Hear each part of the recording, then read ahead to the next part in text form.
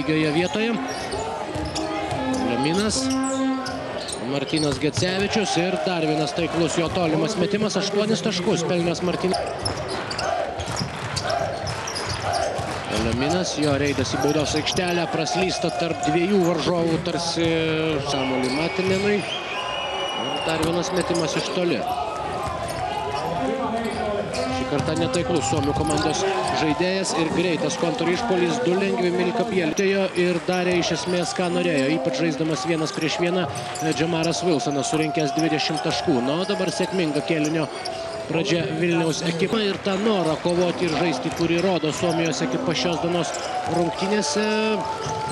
Reikia pripažinti, jog jie stengiasi iš visų.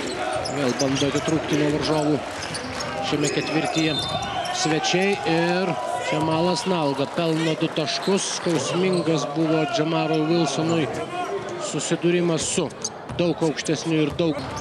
O dar antrasis kėlinys tęsiasi rungtynėse, kuriuose žaidžia Lietuvos Ryto ir Honka grupės ekipos. Daug jėgų ir energijos ir metimas netaiklus. Tačiau susigrąžinę savo kamuolį vilniečiai sėkmingai užbaigė šią ataką ir panašu, kad prieš 1. Gan pasyvokai žaisdamas nespėja gindamasis Jerry Johnsonas. Nu, dabar gražus perdavimas į priekį ir Khalidas El Aminas didina savo trečiajame kėlinyje. Padėties šeimininkais vėl buvo Lietuvos Ryto komandos žaidėjai ir dabar Kenanas Bairamovičius štai tokiu tradiciniu savo puskabliu didina vieną kitą, tačiau, kaip parodė paskutinės rungtynės, net ir tuomet, kai nieko jos iš esmės nelėmė jau nei vienai, nei kitai komandai, jau viena, o galbūt net ir beveik abiem kojom įžengia į finalo 5 minutės ir 19 valandą.